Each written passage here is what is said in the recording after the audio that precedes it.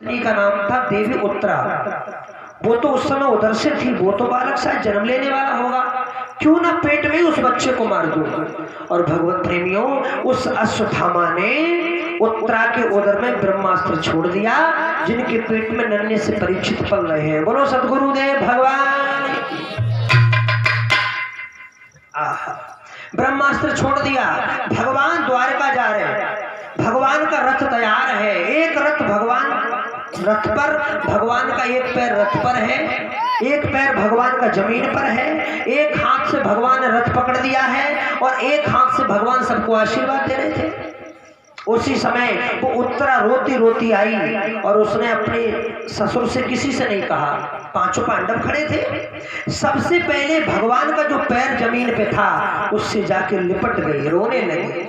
त्राहि माम देव देव जगतपते, प्रभु मेरी रक्षा करो, चाहे मैं मर जाऊं पर मेरे बच्चे को बचा लो। देखो ये माँ है, माँ क्या कहती है कि चाहे मैं मर जाऊं पर मेरे बच्चे को बचा लो। भगवान पूरे महाभारत में इतने कभी नहीं रोए, उस बात पर रोए भगवान। क्यों? भगवान कहते देखो, अरे उन बच्चों को धिक्कार है जो अपनी माता पिता की सेवा नहीं करते। इस माँ से पूछो, ये माँ कहती है कि चाहे मैं मर जाऊं पर मेरे बच्चे को बचा लो। भगवान ने कहा कि बच्चा जब ही तो बचेगा जब माँ बचे। बोलो हाँ या ना? अरे बालक जब ही तो सुरक्षित रहेगा जब माँ सुरक्षित रहे। तो माँ कहती है कि चाहे मैं मर जाऊं पर मेरे बच्चे को बचा ले। भगवान ने कहा देवी जी चिंता मत करो। और भगवान ने अंगूठे बराबर छोटा रूप लिया, अंगूठे बराबर रूप लेकर के भगवान उत्तरा के उदर में चले गए और भगवान ने इतनी तेज से चक्र सुदर्शन की तरह अपनी गदा घुमाई, उस बालक की रक्षा की। उसी दिन से परीक्षित के दिल में झांकी बैठ गई, क्योंकि ऐसी देवी दूसरी कोई है ही नहीं जिसने भगवान को और भक्त को उदर में तो धारण किया है, लेकिन एक उत्तरा देवी ऐसी है जिसने भगवान को और भक्त को एक साथ उदर में धारण किया है। परीक्षित का रक्षा हो गई, भगवान चले गए द्वारिका। और भगवान जब द्वारिका चले गए, भगवत प्रेमियों, भगवान के पुत्र का नाम है प्रद्युम्न और भगवान के पुत्र का नाम है अनिरुद्ध और भगवान के पुत्र का नाम है सांब। तो सांब गाय चराने के लिए गए। जब सांब गाय चराने के लिए गए थे तो वहां संतों की मंडली आई। अब सांब ने पेट से परात बांध ली और पेट से परात बांधकर साड़ी पहनाकर उसको बिठा दिया। ध्यान देना, अब बच्चे तो खेल करते ही हैं ग्वाल वाल, तो उन्होंने सांब के पेट से परात बांधी और उसको साड़ी पहना करके बिठा दिया। अब कुछ बच्चे महात्माओं के पास आए, उन्होंने कहा महाराज एक बात बताओ। बोलो। हम शादी करके लाए और हम शादी करके लाए, ये बताओ इस बहू के बेटा होगा कि बिटिया? अब कोई महात्मा आंख बंद करे, कोई नाक बंद करे, अब किसी के समझ में कुछ नहीं आया। दूर बैठे थे दुर्वासा ऋषि, उन्होंने कहा इधर आप, मैं बताता हूँ। ग्वाल वाल कहने लगे इनको आता जाता तो कुछ नहीं, फ्री के माल को झटकाते रहते। तो दुर्वासा ऋषि ने कह दिया ना बेटा होगा ना बिटिया, एक ऐसे लोह का टुकड़ा उत्पन्न होगा जो यदुवंशियों का नाश ही हो जाएगा, 10 20 85 बचेंगे। और भगवत प्रेमियों, सभी यदुवंशी बच्चों ने भगवान कृष्ण को बताया और कृष्ण ने उस परात को घिस करके, उस टुकड़े को घिस करके समुद्र में डाल दिया, जहां एर का नाम की घास उत्पन्न हो गई। यदुवंशी आपस में लड़ते रहे, भगवान कृष्ण भी बचाने दौड़े पर नहीं बचा पाए। अंत में भगवान ने अर्जुन से कहा अर्जुन इन गोपिकाओं को साथ ले जाओ, यहाँ राधा रानी का सानिध्य मिलेगा। भगवान ही स्वयं गोप बन करके आए और अपनी पत्नियों को लूट लिया। भगवान ये कहना चाहते हैं कि अर्जुन हमारे बिना जो तेरा गांडीव जो धनुष है वो किसी काम का नहीं।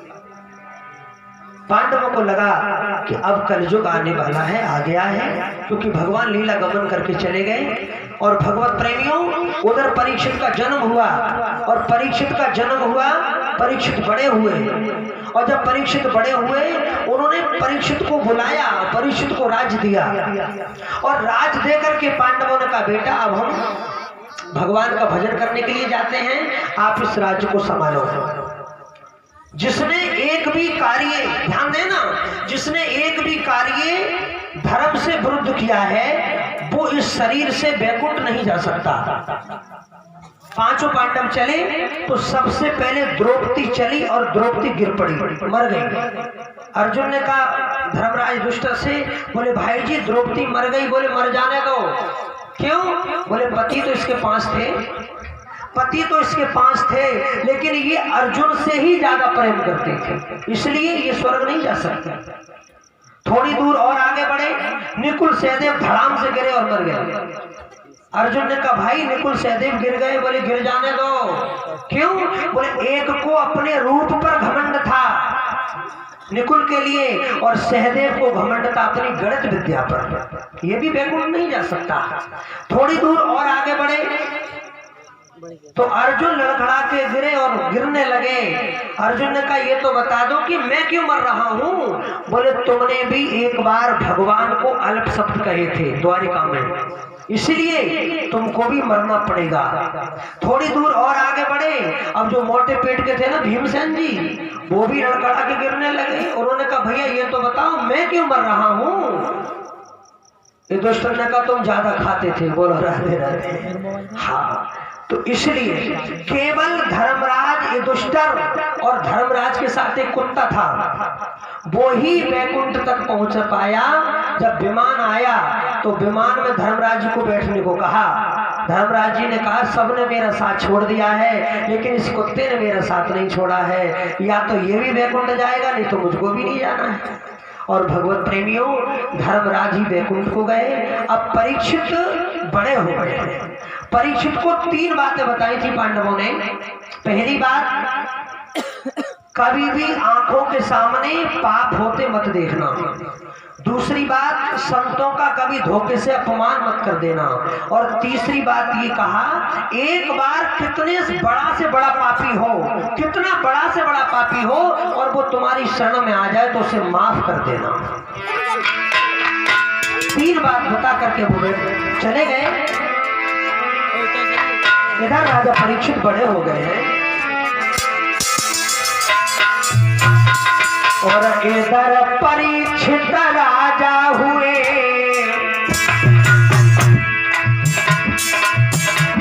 और इधर परीक्षित राजा हुए, प्रजा का पालन करने लगे।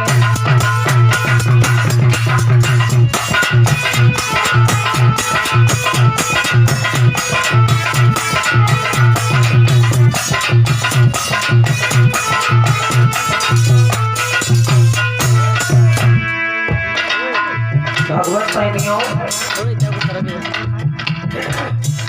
पांडवों ने 3 बात बताई थी। पहली बात, आंखों के सामने कभी पाप होते मत देखना। दूसरी बात, कभी भी धोखे से संत महात्माओं का अपमान मत कर देना।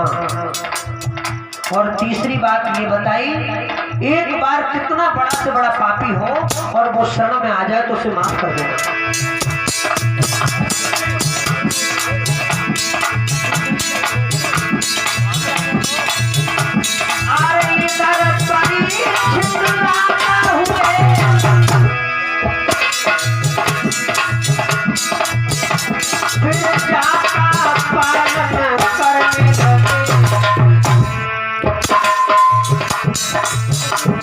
और संत महात्मा ब्राह्मण जन, और संत महात्मा ब्राह्मण जन आनंद सबको रखने।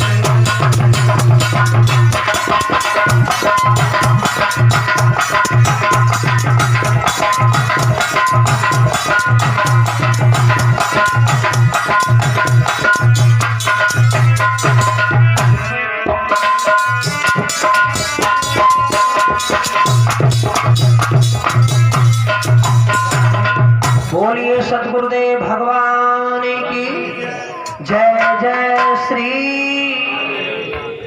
भगवत प्रेमियों, बहुत अच्छा लग रहा है। आप कितनी शांति से कथा सुन रहे हैं सभी। महाराज परीक्षित बड़े हुए और बड़े होकर उन्होंने देखा मेरे राज्य की सीमाएं कहाँ तक है। और महाराज देख ले के खजाने में एक मुकुट रखा हुआ था। अपने आप चालू होगी दोबारा। उस मुकुट को पहन करके परीक्षित तो फिर अगर रोक ले, वन में घूमने के लिए गए। चल जा, रोक ले चला। तो वहाँ उन्होंने क्या देखा, कुल 45 मिनट की सेकंड हुई भैया। मुकुट सोने का है। 10 मिनट तो रहने तो 15। उन्होंने देखा कि एक गाय और एक बैल ये एक वृक्ष के नीचे खड़े होकर के आपस में कुछ बातें कर रहे हैं। जिस बैल के 3 पैर टूटे हुए हैं, केवल एक पैर से खड़ा है। वो आपस में बातें कर रहे हैं। बैल कहता है कि माँ, अरे मेरे पैर टूट गए तो टूट गए, तुम क्यों रोती हो। उसी समय काले काले कपड़े पहनकर, हाथ में डंडा लेकर, मुकुट बांधकर, राजा का वेश धारण करके एक काला काला पुरुष आया और उस बैल का वो भी पैर तोड़ना चाहता है। भगवत प्रेमियों, जब उसने बैल के पैर में डंडा मारना चाहा, वो गाय एकदम चिल्ला पड़ी, बचाओ, कोई है जो मेरे पुत्र की रक्षा कर सके। मां रोती अम्ब भद्रम ते खड़ा नाम मई शास्त्री। श्री सूत जी महाराज कहते हैं, ऋषियों, जब वो गाय ने जोर से कहा कोई है जो मेरे बच्चे को बचा सके, तो महाराज परीक्षित ने दूर से आवाज दी, मां रोदी अम्ब भद्रम ते खला नाम मई शास्त्री। अरे पापी तू कौन है और मेरे राज्य में गाय पर अत्याचार। पहली बात क्या बताई थी पांडवों ने, आंखों के सामने कभी पाप होते मत देखना। आज आंखों के सामने ही तो पाप हो रहा था। परीक्षित ने कहा अभी पांडव गए तो क्या हुआ, परीक्षित जिंदा है। और भगवत प्रेमियों, दूर से परीक्षित ने जब आवाज दी और पास में जाके कहा, हे गौ माता, मैं पूछ सकता हूँ कि आप कौन हो, और हे वृषभदेव, मैं आपसे पूछ सकता हूँ कि आपके पैर किसने तोड़ दिए, आप कौन हैं, बताओ, निर्भीक होके बताओ, डरने की जरूरत नहीं। उस बैल ने कहा, महाराज मैं किसी को दोष नहीं देता, मैं किसी को दोष नहीं देता। कुछ लोग कहते हैं कि जैसा कर्म करोगे वैसा फल मिलेगा, और कुछ लोग कहते हैं कि परमात्मा की इच्छा के बिना पत्ता तक नहीं हिलता। अब मैं दोष किसको दूं, अपने कर्मों को दूं या भगवान की इच्छा को दूं, मैं किसी को दोष नहीं देता। परीक्षित बोले, मैं समझ गया, आप कोई साधारण नहीं, आप साक्षात धर्म हैं, क्योंकि धर्म कभी किसी की बुराई नहीं करता है। भगवत प्रेमियों, अगर कहीं धर्म की बात होती हो तो व्यक्ति बात काट देते हैं, अरे तुमने क्या देखा, एक से एक धर्मात्मा पड़े दुनिया में, और अगर किसी की बुराई हो रही हो तो कैसे पूछते हैं, अच्छा फिर क्या हुआ, है ना, क्या पूछते हैं, अरे फिर क्या हुआ, हम तो पहले ही कह रहे थे उसकी नकली दाढ़ी है। ऐसे पूछते हैं जैसे कितना बड़ा मसाला मिल रहा हो। लेकिन सच तो ये है, अगर किसी के पुण्य की चर्चा करोगे उसके पुण्य तुम पर प्राप्त होंगे, और किसी की बुराई की चर्चा करोगे उसके पाप तुम्हारे ऊपर आएंगे। इसलिए कभी किसी की बुराई मत करो। होता क्या है, व्यक्ति अपने शुभ कर्मों को बांट देता है, गाता है, इतनी कथा कर दी हमने, इतने भंडारे कर दिए, और पाप करता है तो पड़ोसी को भी खबर नहीं करती, इसलिए वो बच जाते हैं। हे गौ माता, तुम धरती हो, लेकिन धरती और धर्म के पीछे धूत कौन पड़ा है, क्यों रे, तेरा क्या परिचय। कलयुग ने कहा, महाराज मेरा नाम कली है। राजा परीक्षित ने कहा, अरे कली दुष्ट, तू मेरे राज्य में कैसे घुस आया, निकल जा मेरे राज्य से। कलयुग ने कहा, महाराज कहाँ जाऊं, सब जगह तो तुम्हारा ही राज्य है। दूसरी बात क्या बताई थी, दूसरी बात बताई थी भगवत प्रेमियों,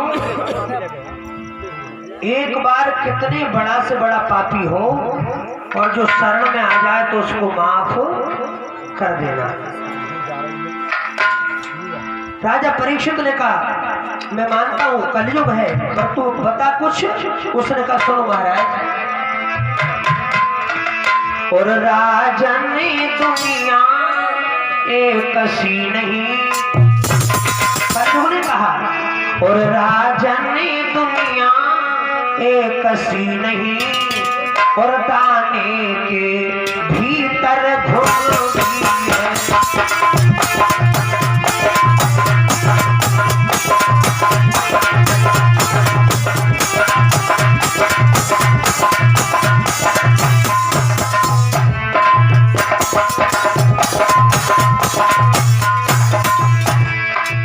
भगवत प्रेमियों, पांडवों ने पहली बात क्या बताई थी? आंखों के सामने पाप मत देखना। और दूसरी बात ये, एक बार कितना बड़ा पापी हो उसको माफ कर देना, शरण में आ जाए तो। अर्जुन ने कहा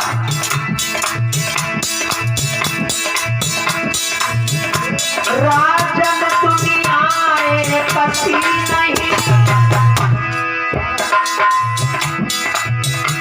दाने के भीतर घुसी है। हर एक वस्तु पर गौर करो, कुछ गुण भी है अपगुण भी है।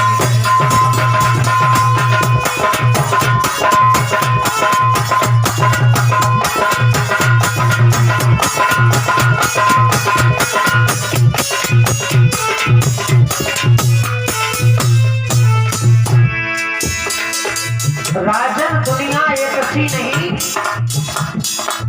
दाने के भीतर घुन भी है। हर एक वस्तु पर गौर करो, कुछ गुण भी है अवगुण भी है। महाराज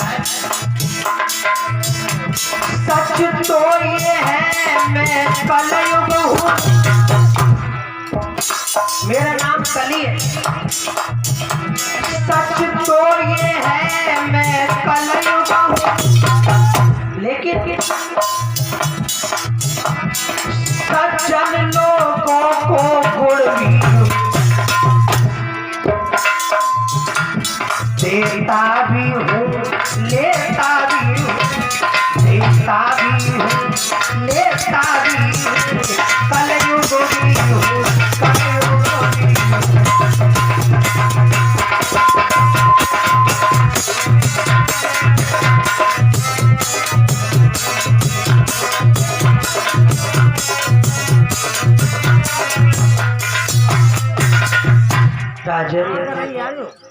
राजन दुनिया एक सी नहीं, दाने के भीतर घुन भी है। हर एक वस्तु पर गौर करो, कुछ गुण भी है अवगुण भी है।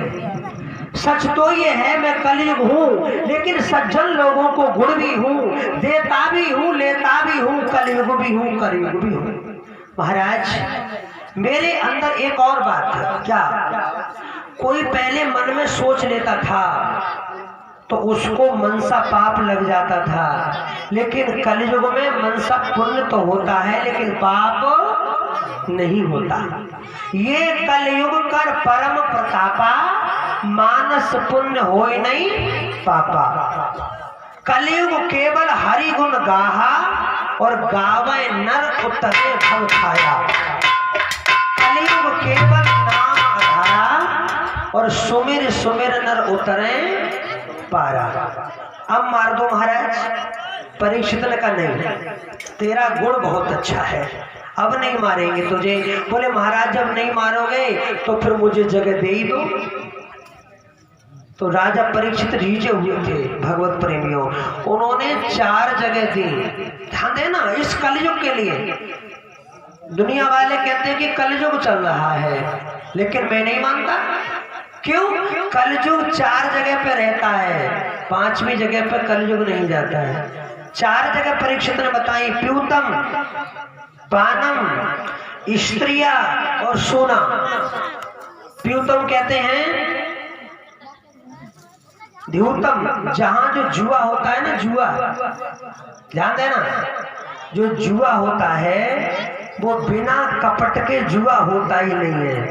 इसलिए जुआ में जो कपट का रूप है वो कलयुग का रूप है। और दूसरी जगह पानम, जो जुआ खेलते हैं ना वो कलयुग के पक्के भतीजे हैं। बोलो राधे राधे। हाँ, क्योंकि बिना कपट के जुआ होता ही नहीं है। और दूसरा स्थान पानम, जिस जगह पर शराब पी जाती हो उस जगह पर जाना कलयुग का स्थान है। मैंने बड़े बड़े पढ़े लिखों को देखा है, नाली में पड़े पड़े कुत्तों से बात करते हैं, जरा सी और पिला दे। बड़े बड़े पढ़े लिखे